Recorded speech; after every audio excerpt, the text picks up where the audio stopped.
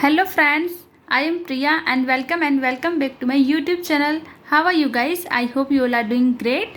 So guys, if you are new in my channel, please subscribe to Literature Notes with Priya so you can get early notifications of my videos. Firstly, I will give some short introduction of my channel. This channel is about English literature notes and paper analysis. It is especially helpful for the UG and the PG students. Friends, you know that I started the dramatic monologue series, and firstly I have discussed the Porphyria's Lover and then Ulysses by Tithonus, and today I am discussing about the most important poem, Tithonus by the Alfred Lord Tennyson. This poem is written by Alfred Lord Tennyson, the representative poet of Victorian age. So guys अगर आपने Ulysses and जो पोर्फियाज lover नहीं देखी है तो मैं उसके जो लिंक है वो डिस्क्रिप्शन बॉक्स में, इस वीडियो के डिस्क्रिप्शन बॉक्स में डाल दूंगी. सो आप वहाँ से प्लीज़ को चेकआउट कर लीजिए बिकॉज वहाँ पे भी मैंने आप काफ़ी मेजर क्वेश्चंस बताए हैं और डिस्कस करे हैं जो काफ़ी आपके लिए हेल्पफुल हो सकते हैं. सो गाइज मैं ड्रामेटिक मोनोलॉग की सीरीज़ को आगे बढ़ाते हुए यहाँ पर आज टिथोनस को डिस्कस करने जा रही हूँ. ये ड्रामेटिक मोनोलॉग की थर्ड जो पोइट्री है वह रहेगी और इसमें मैं आपको एक मेजर क्वेश्चन जो समरी वाला क्वेश्चन है वो डिस्कस करूँगी जो काफ़ी इंपॉर्टेंट रहने वाला है. सो गाइज इसका जो सबसे पहले हमको इंट्रोडक्शन देना है, ये आपको पता ही है, introduction to the poet. But guys जैसे अल्फ्रेड लॉर्ड टेनिसन है तो यूलिसिस में भी अल्फ्रेड लॉर्ड टेनिसन ही थे. तो जो आप यूलिसिस के जो वीडियो है उसमें से आप introduction to the poet cover कर सकते हैं बिकॉज मैंने वहाँ पे दे रखा है और मैं उसका लिंक डिस्क्रिप्शन बॉक्स में डाल दूँगी. सो गाइज हम अबाउट द पोइम पढ़ते हैं. जैसे अगर आपको टेनिसन की और भी कोई पोइट्री अगर आपके सिलेबस में रहती है तो introduction to the poet as it is same आ जाएगा और अबाउट द पोइम हमें चेंज करना रहेगा. सो हम अबाउट द पोइम देखते हैं. It was written in 1833 and published in 1860. Tithonus, a beautiful creation by the major Victorian poet Alfred Lord Tennyson, has a great place in the mythology. It is based on the love of goddess Aurora for Tithonus. So guys, इसमें अरोरा और जो तिथोनस की love story के बारे में हमें बताया गया है टिथोनस, और ये भी क्या है, एज ए ड्रामेटिक मोनोलॉग है. Summary of the poem. Tithonus is the speaker in the poem and he is sad because all things in nature live their natural span of life and then passes away. So guys यहाँ पर जैसे कि अभी हम सबको पता है कि जैसे जो भी नेचुरल थिंग रहती है या जो भी कोई नेचर की कोई चीज़ रहती है उसकी नेचुरल स्पेन रहती है, उसकी जो एक लाइफ टाइम का एक पीरियड रहता है. जैसे हम जो मनुष्य है उनमें भी ऐसा ही रहता है और जो जैसे कोई नेचर की रहती है उन सबका भी फिक्स टाइम पीरियड रहता है. उसी के अकॉर्डिंग वह अपनी ज़िंदगी है वो जीते हैं. So similarly man is born and he does his work and then dies. Sorry guys अगर आपको थोड़ा सा भी डिस्टर्ब हो रहा हो तो थोड़ी बाहर का साउंड आ रहा है इस वजह से. सो प्लीज़ सॉरी उसके लिए. सो गाइज मैं अगेन स्टार्ट करती हूँ. Tithonus is the speaker in the poem and he is sad because all things in nature live their natural span of life and then passes away. Similarly, man is born and he does his work and then dies. But Tithonus has drowned in the sea of sadness because he is eaten away by the cruel immortality. So guys यहाँ पे जो तिथोनस है वो किसके जो दुख के सागर में डूब जाता है क्योंकि उसने क्या खा लिया था, उसने he is eaten away by the cruel, किसके द्वारा, सॉरी वो किसके द्वारा खाया गया था, बाय द क्रूल इमोर्टलिटी के द्वारा. सो गाइज मैं आपकी स्टोरी भी यहाँ पे इसकी स्टोरी जो है पोइट्री की वो यहाँ पे कवर करवाती जाऊँगी.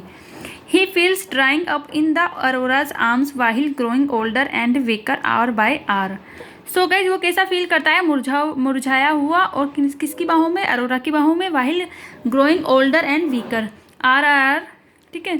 इन his youth he was so charming that he became choice of Arora but now he is disfigured person a mere shadow being favoured by goddess. Tithonus asked her for the immortality and she granted him that with a mild smile.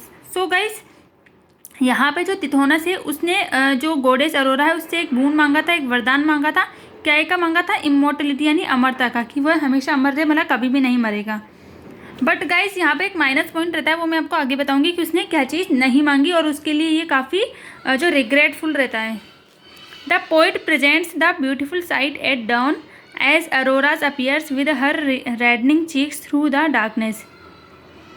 Guys again sorry because आपको यहाँ से काफ़ी बच्चों की आवाज़ें आ रही हैं, क्योंकि मैं जो हमारे स्कूल चलता है और मैं स्कूल के ऊपर ही देती हूँ, तो यहाँ पे काफ़ी आवाज़ आ रही है, क्योंकि एक्चुअली टाइम है स्कूल टाइम, और थोड़ा सा आवाज़ आपको अगर दोबारा भी आवाज़ आए तो उसके लिए अगेन सॉरी।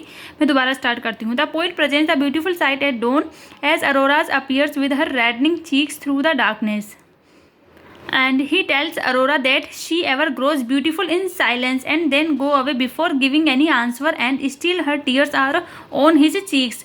So guys यहाँ पर क्या होता है कि जो अरोरा है, क्योंकि आपको पता है वो तो एक गोडेस है और वो कब हमेशा अमर रहती है, यंग रहती है, यूथ रहती है, ब्यूटीफुल रहते हैं।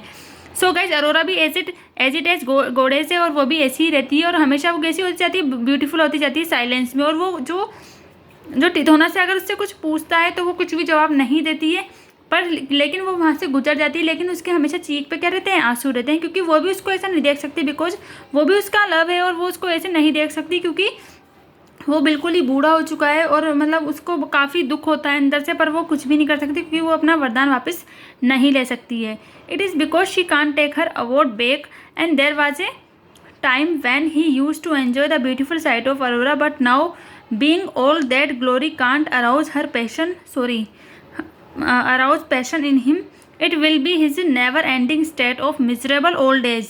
कभी भी समाप्त नहीं होने वाली जो उसकी दयनीय जो वृद्धावस्था है वो कभी भी नहीं समाप्त नहीं हो सकती। while she will be all fresh and charming, लेकिन वो कैसी है, हमेशा फ्रेश और चार्मिंग है। सो गाइस उसको जो तिथोना से उसको देख के बहुत दुख होता है कि वो तो ऐसा हो चुका है, लेकिन जो उसकी बेलावर्ड है वो हमेशा जो फ्रेश है, चार्मिंग है, यूथ है, यंग है, तो उसको काफ़ी दुख होता है।